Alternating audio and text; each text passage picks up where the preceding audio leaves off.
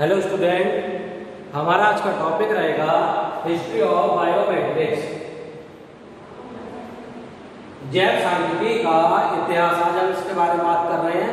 सबसे पहले आपको देखना है इसका इंट्रोडक्शन यानी कि परिचय। इसके बारे में बात करते हैं। द टर्म, जो टर्म यानी कि जो वर्ड दे रखा है आपको बायोमेट्रिक्स इज ड्राइव फ्रॉम, कहां से लिया गया है, किस वर्ड से लिया गया है? ये drive from the Greek words.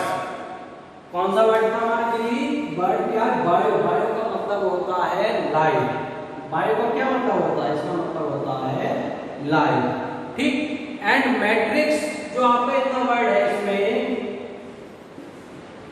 Matrix का मतलब क्या होगा? यहाँ पे मैट्रिक्स का मतलब होगा टू मीजर, यानी कि मापना। ठीक, टू मीटर। नेक्स्ट पॉइंट है आपका automated biometric system have only become available over the last few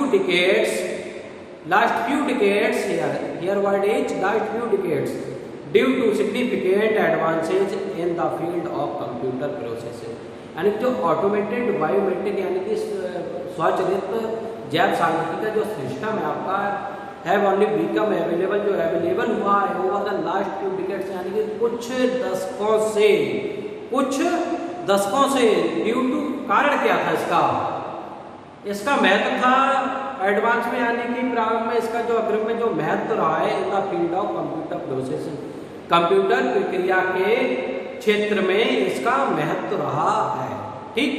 next point आपका क्या है? One of the oldest and most basic examples of a characteristics that is used for recognition by human is the face. देखो एक सबसे पुराना और most basic example इसका क्या रहा है कि जो इसकी विशेषता है that is used for recognition, जो प्रयोग की जाती, किसमें प्रयोग की जाती थी? रिकॉग्निशन, पहचान करने के लिए बाय ह्यूमन, मनुष्य के चेहरों की।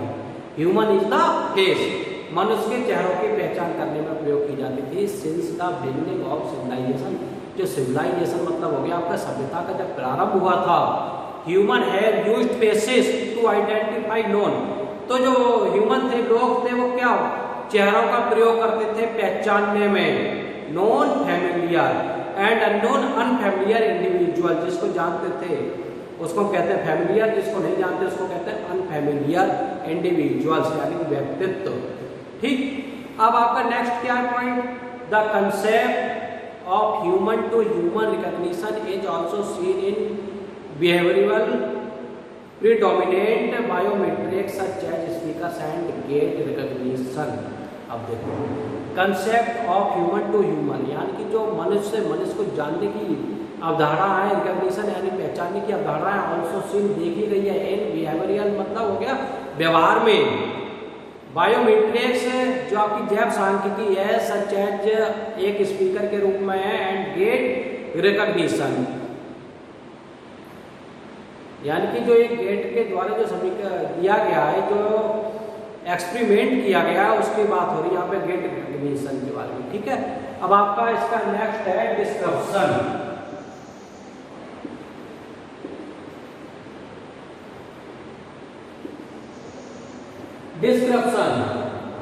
विवरण। अब इसमें डिस्क्रिप्शन में देखिए क्या है? बाय द मिड 18th, जो 18वीं शताब्दी की बात हो रही है, उसकी मिड 18th सेंचुरी की हम बात यहाँ पे कर रहे हैं, यानी कि 18वीं शताब्दी के मध्य में with the rapid growth of the cities, जो शहर थे, शहरों की उन्नति होती गई, शहर बढ़ने लगे उस एरा में। ड्यू टू इंडस्ट्रियल रेवोल्यूशन, क्यों बढ़े थे? क्योंकि इंडस्ट्रियल रेवोल्यूशन मतलब हो गया औद्योगिक क्रांति के कारण, एंड मोर प्रोडक्टिव फार्मिंग, का जो फार्मिंग थी हमारी, जो कृषि थी, बहुत ज़्यादा प्रोडक्टिव होने लगी। There was a formally recognised need to identify people, तो जिसलिए आवश्यकता होने लगी, किस बात की आवश्यकता हुई? पहचान करने की, लोगों को पहचानना, आइडेंटिफाई द पीपल। ठीक। अब कह रहे हैं ट्रू बायोमेट्रिक सिस्टम, जो आपका जो जैव सांख्यिकी का सिस्टम रहा है, बिगेन टू इमर्ज, कब इसका उद्भव प्रारंभ हुआ?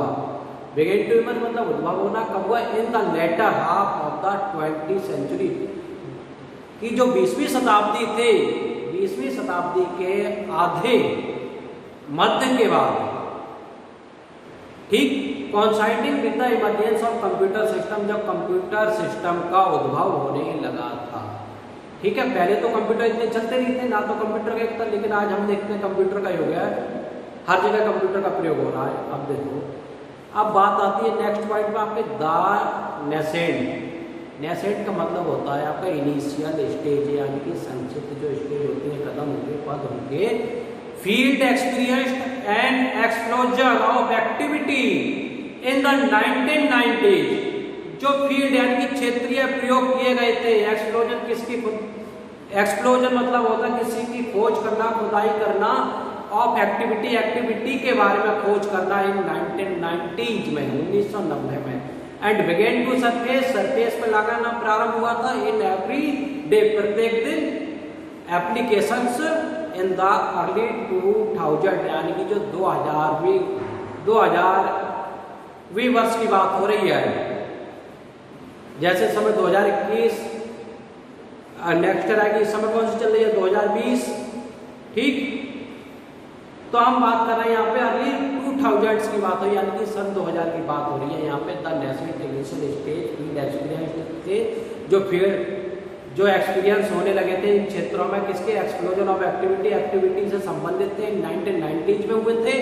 And began to surface, surface धरातल पे आना प्रारंभ हुए थे, एवरीडे, रोजाना एप्लीकेशन इन द अर्ली 2000, सन 2000 तक आते आते धरातल पर आने लगे।